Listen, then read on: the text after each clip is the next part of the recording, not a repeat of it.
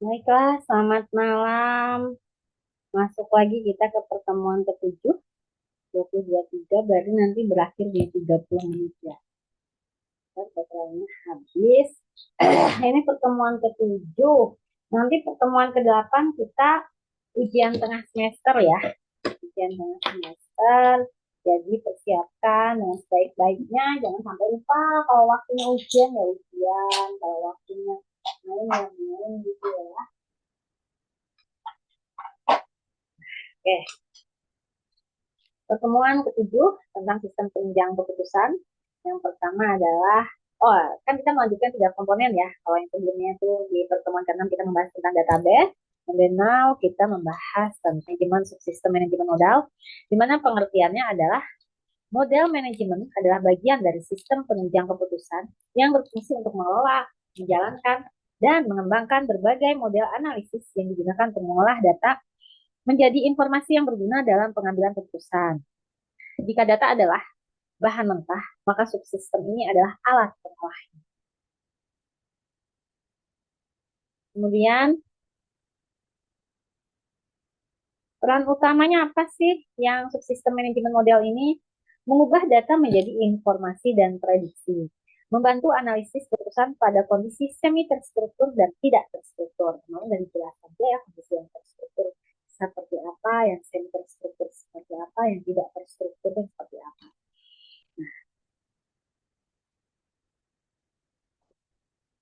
Komponen utama adalah model manajemen subsistem.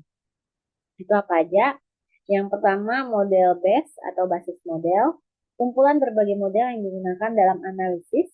Jenis model yang umum digunakan adalah model statistik, regresi, korelasi, kemudian ada model keramalan, forecasting, prediksi penjualan, model optimasi, menentukan keputusan terbaik, misal biaya minimum, kemudian ada model simulasi, menguji berbagai skenario. Skenario itu ya seperti ini, kalau umpamanya plan A gagal, kita punya plan B. Kalau plan B gagal, kita masih punya plan C, D, E, F, G. Eh, ya sampai plan Z gitu loh. Jadi kalau memang semua skenario itu gagal, ya sudah berarti memang dari awal pencetus ide itu lah yang bermasalah. Kemudian model keuangan, analisis investasi ini seperti apa? Bentar ya, Ibu mau ke mana?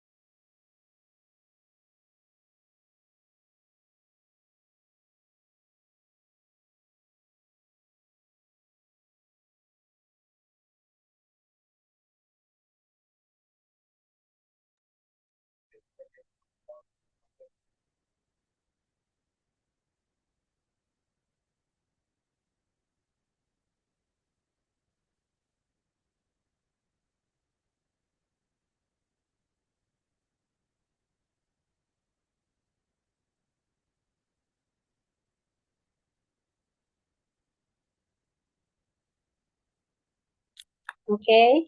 Kemudian juga komponen utama dalam manajemen statistik itu ya, ada model statistik. Oke. Ada model base, basis model.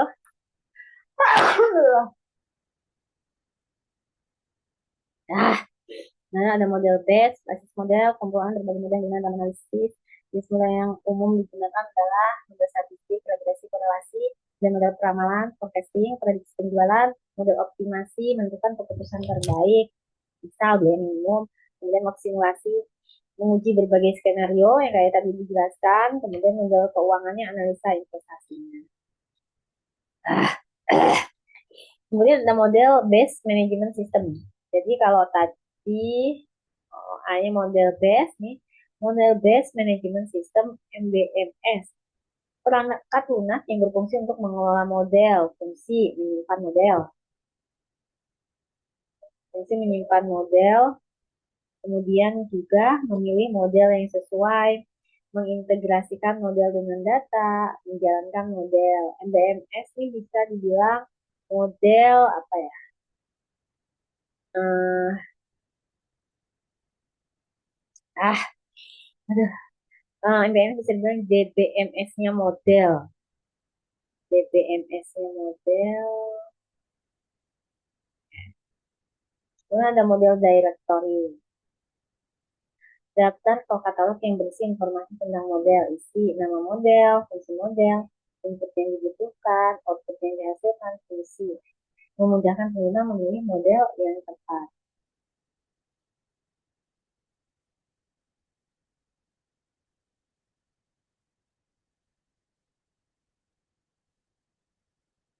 Next, model execution and integration. Bagian yang menjalankan model dan menghubungkannya dengan data, fungsi. Mengolah data menggunakan model tertentu, menghasilkan output berupa prediksi, rekomendasi, dan simulasi keputusan. And then ada fungsi utama model manajemen subsistem. Apa saja fungsi utama model manajemen subsistem ini? Satu, melakukan analisis terhadap data, membantu membandingkan berbagai alternatif keputusan, memberikan prediksi dan simulasi, mendukung keputusan yang lebih rasional dan berbasis data.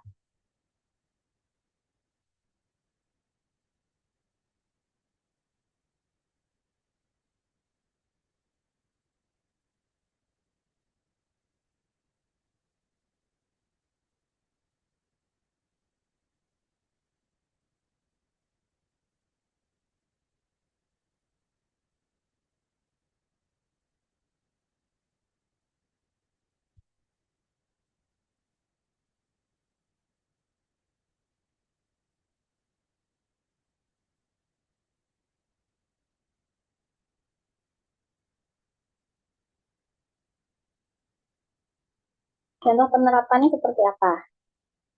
Untuk yang fungsi utama model manajemen sistem ini. Nah, contoh penerapannya adalah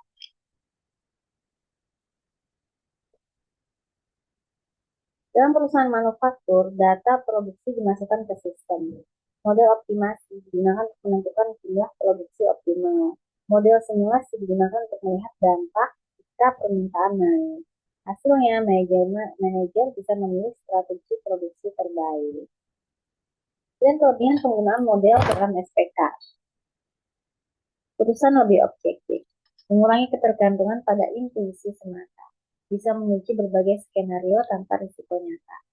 Kesimpulannya, model manajemen subsistem merupakan inti analisis dalam SPK karena berfungsi mengolah data menjadi informasi yang dapat digunakan untuk mengambil keputusan yang lebih tepat, cepat, dan rasional. Ini ya untuk apa namanya model manajemen subsistem, subsistem manajemen model.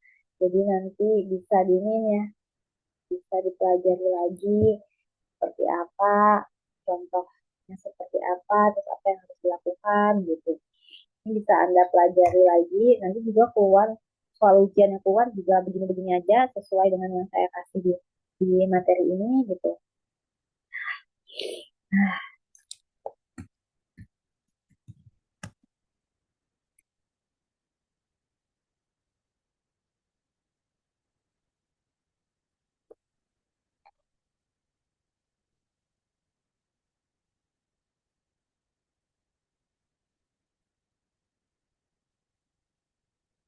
Misal ya, kalau di bank pemberian kredit, nama Andi, penghasilannya misal 10 juta, utang rendah, riwayat kredit baik.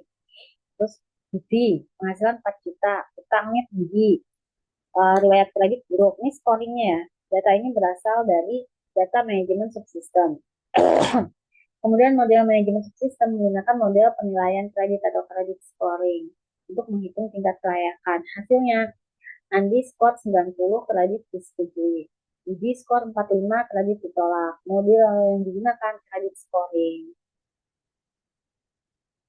Nah, terus di supermarket menentukan restock atau stok kembali. Misal barang minyak goreng, stok 8, penjualan 60. Kemudian beras, stok 60, penjualan 20. Telur, stok 12, penjualan 80. Maka dalam model manajemen subsistem menggunakan model forecasting untuk memperkirakan kebutuhan minggu depan. Minyak goreng ya pesan 100 lah, yang penjualannya 60 gitu kan ya.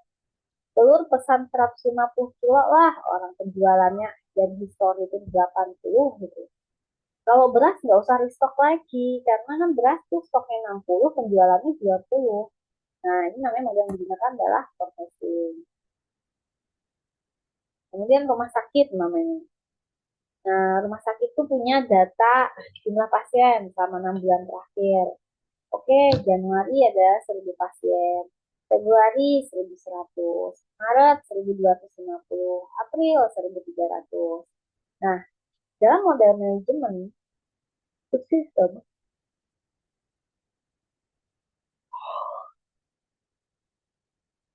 menggunakan model prediksi hasilnya, bulan depan diperkirakan ada 1.400 pasien. Rumah sakit disarankan menambah jadwal dokter dan stok obat. Model yang digunakan adalah prediksi, sama ya, forecasting, terus ada juga yang credit scoring gitu. Dan ada juga umpama contoh ya, perusahaan manufaktur, data produksi permintaan pelanggan 8.000 unit, kapasitas mesin 10.000 unit, bahan baku terbatas. Nah, model manajemen subsistem itu menggunakan model optimasi. Hasilnya produksi 7.800, tambah lembur 2 jam, pesan bahan baku tambahan. Model yang digunakan optimasi. Jadi dia ini sistem yang berdasarkan data atau informasi, dia bisa memprediksikan gitu loh. Ini apa yang harus dilakukan, apa yang harus dilakukan. Nah, kemudian ada juga di universitas. Universitas itu ingin memberikan beasiswa. Nah, data mahasiswanya IPK-nya berapa, and then penghasilan orang tua berapa, biasanya gitu ya. Prestasi, keaktifan organisasi. Ya, ada yang menggunakan metode simple additive weighting atau SAW. Mahasiswa A 92 sama nilai akhir, B 88, C 75 gitu kan. Nah, mahasiswa A mendapatkan prioritas beasiswa karena nilainya 92. Nah, makanya SAW itu merupakan metode pendukung keputusan.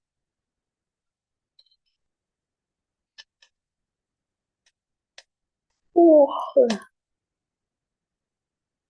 Kalau data manajemen subsistem sebelumnya adalah menyimpan dan mengelola data.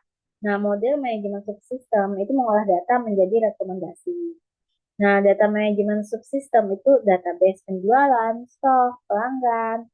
Kalau model manajemen subsistem itu dia masuk dalam model forecasting. Dia memberikan rekomendasi lah. Model credit scoring, optimasi, SAL gitu. Nah, kalau data manajemen subsistem, outputnya berupa data. Kalau model manajemen subsistem, output berupa hasil analisis dan atau rekomendasi keputusan. Gitu ya. Ada yang mau ditanyakan mungkin?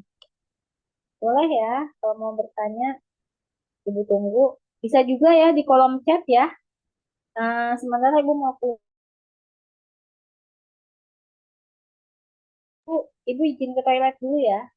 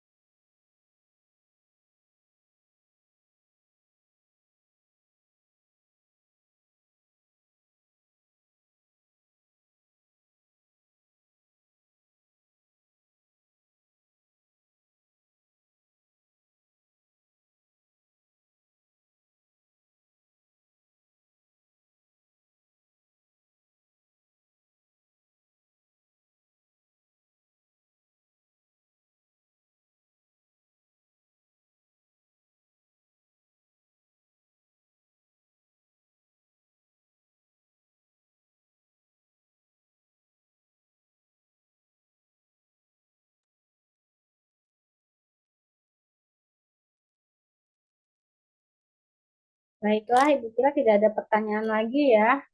Dan ini udah malam, jadi Ibu akhiri dulu ya mata kuliah hari ini. Terima kasih, selamat malam, sehat selalu.